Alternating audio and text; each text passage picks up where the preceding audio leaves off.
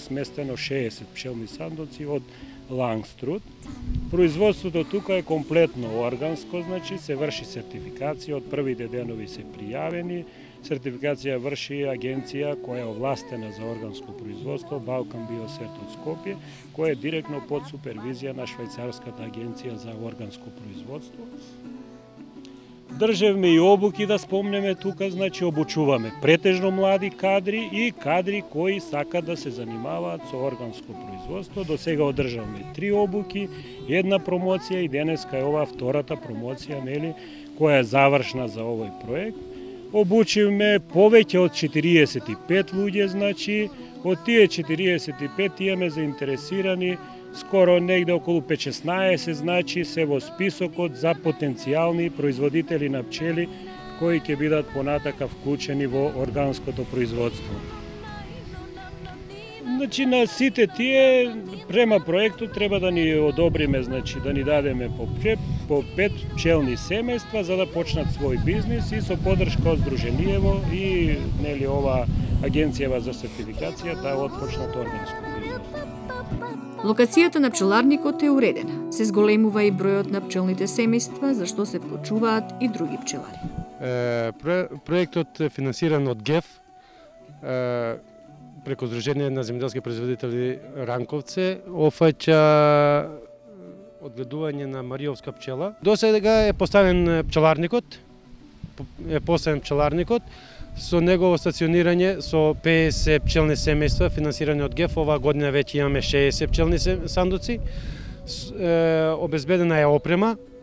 Сега сме во изработка исто тековно со посување на пчеларникот и изградба на сала, која што сала ќе биде за обучен центар, за обуки, за семинари. Исто така целта е да се споделат искуствата, зашто се организирани неколку обуки.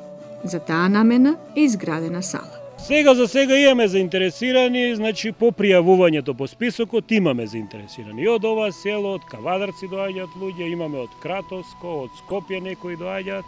Ние ги информираме комплет, во припрема е прирачник за органско производство за пчеларство, комплет ги информираме во какви услови. Од прилика вие видовте какви се условите во селово, непристапни патишта, пчеларството бара, значи органското бара некаде околу 5 километри да биде диворастечка флора, може малце подобрување, да нема никаква заштита, прскање, значи хемија апсолутно, што негде околу 4 километри оддалечено од овие асфалтни патишта, регионални патишта, да нема движење на возила, значи тоа се основните услови.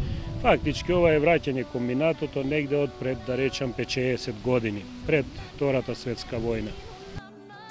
Сдруженијето го развива и овчарството, ставајќи акцент на зачувување на автоктоната домашна раса овци праменка. Од аспект на животински свет, овцата праменка овој проект овде го имаме, го зачувуваме со експертско учество на Факултетот за земјоделски науки и храна, од аспект на генетски дел и од аспект на вид, зачувување на видот. Што значи дека и ќе остани праменката како таква, иако се важи како дел кој што не е толку економски исплатива, но ќе остани како вид, а од друга страна за овие луѓе кои што порано одгледувале овци, но сега ги нема, ќе се врати на ова место, што значи ќе се обнови и околината и средината со нивното постоење. Исто така и овците се стационирано е матично стадо. Минатата година беа 200, оваа година веќе стигнаме од бројка со 300 бројки, така да планираме сукцесивно да го зголемуваме бројот на стадото. Во моментов имаме 230 овци и 60 имаме заставено за до година за приплод. Освен од ГЕФ, за оваа цел се добиени средства и од програмата за потекнување на развојот на земјоделството од буџетот на Република Македонија. Бројот на стадото постојано се зголемува, а се вклучуваат и нови производители. Тоа и се бара. Луѓето кои што ќе се вработат, било како овчари, или и се заинтересирани, ќе можат да земат дел од овците, да се направат свое стадо почетно, така да можат и тие да одгледуваат и со тоа да размножуваат и да имат приход. Социјалниот аспект е многу важен. Ако некој некому им поможил, ние со програма, тогаш и тие треба на други да поможат, на соседите или на членовите на нивното здружение. И ова производство е органско. каде што концентрираната и кабастата храна што ја добиваат овците потекнува од органски сертифицирани ниви. Постојните пасишта се мелиорираат и засајуваат со разни тревни смеси. Природни услови треба да бидат, не треба да биде со хемикали и такви работи. Добиеното сирење е со извонреден квалитет, што треба да ја добие и вистинската вредност. Ценава сега е, не знаеме точно колку ќе биде, али би требало да добиеме некоја подобра цена, заради ние што сме органски прва година, по конверзија сме. Дали мислите дека ја добиваа заслужената цена, бидејќи знаеме колку чини органското производство?